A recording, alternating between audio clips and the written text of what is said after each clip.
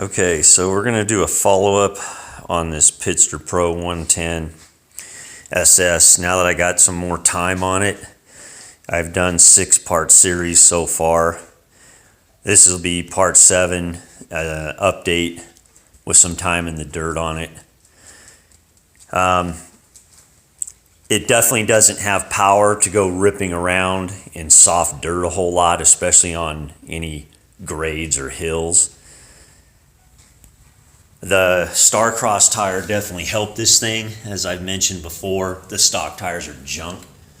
So I've got the Starcross MS3 on it.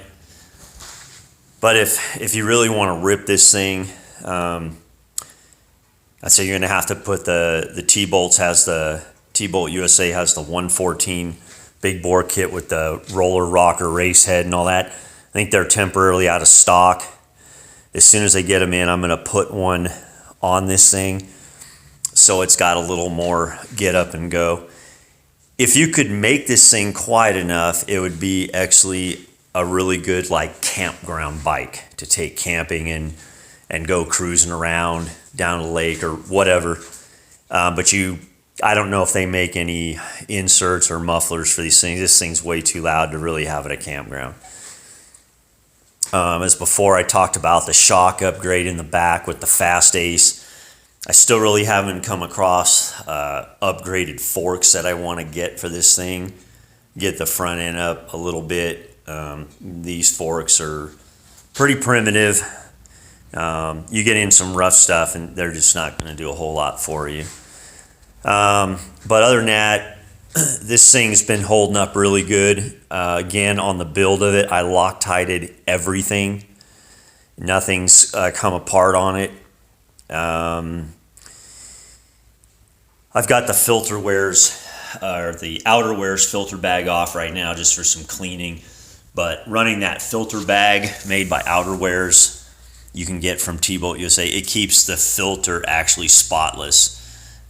So the bag is the way to go in my opinion, and for extra protection. Everything else, just been lube the chain every time I ride it. Frequent oil changes. The other thing on the big bore kit, definitely need to put the oil cooler on it, and luckily this thing does come with some mounts here for an oil cooler kit. So that'll happen hopefully maybe this spring when they get those big bore kits in. One thing I had to mess with on this, the front wheel was kind of binding up in the caliper, and I tried shimming the caliper. You know, they're these floating calipers, and I had to basically, they rock a little bit. And I tried shimming it, I still wasn't getting anywhere. Well, I found out this brake line, the thing comes, obviously comes down, and then it's got a bend where it's got to go to the outside of the fork. And where it comes down, and your banjo fitting here, this line, if it's in too far this way and tighten down, or this way too far, tighten down, it will cock the caliper and definitely cause the binding on the front wheel. So what I found is that hard line there, the banjo fitting here, needs to basically be straight up and down. And I've tried going just a little bit one way or the other, but straight up and down, and it helps definitely center the caliper, and you get a better floating front wheel. Otherwise, it seems to want to bind. If you spin it backwards, it really wasn't. It's weird. Just in the forward regular rotation, it would. So that fixes that. I put EBC brake pads in this thing. The stock pads, they stop, but they just didn't seem as good. And so you know, EBC, the name speaks for itself. So other than that, yeah, I just want to know, it's a fun little bike, and no problems with it so far. I haven't beat up on it really bad, but I have taken it out on some turn tracks and railed around on it. Like I say, it just won't power up definitely any soft hills by any means. The power is just not there. So other than that, if people are still considering them, I think Pitster's making a 125 now. A buddy of mine, he bought a Piranha 125. It's definitely got some more power.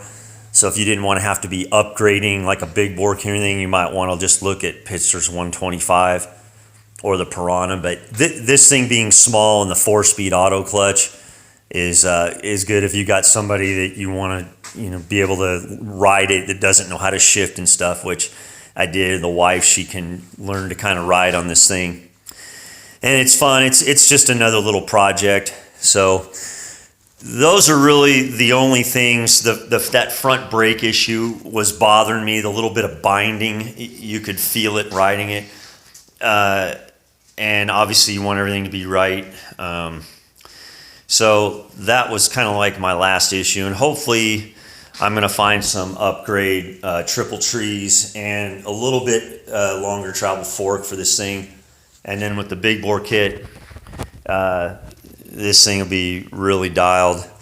And I had one guy let me know that he bought one and he was happy with it.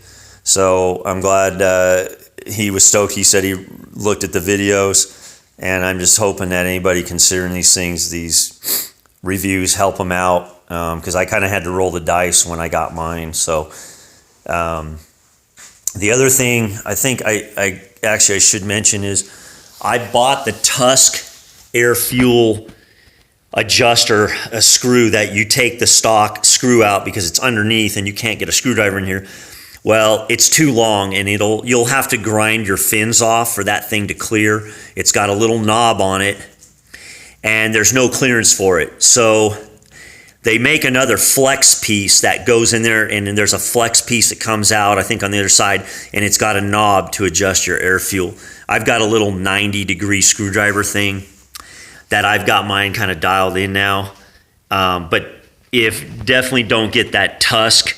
It's a straight black piece, yay long, and the knob, you'll have to grind your fins off, and I didn't want to be grinding the fins off on the cylinder.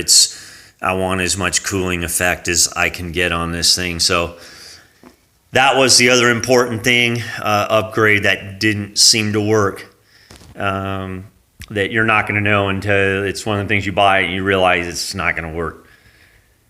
So other than that, it's a solid bike, and I still recommend it. Still have fun on it. I'm going to be doing a review. I finally picked up a Piranha, and this is a whole different ball game here. Plenty of power, really fun bike, good training. We'll get on that next.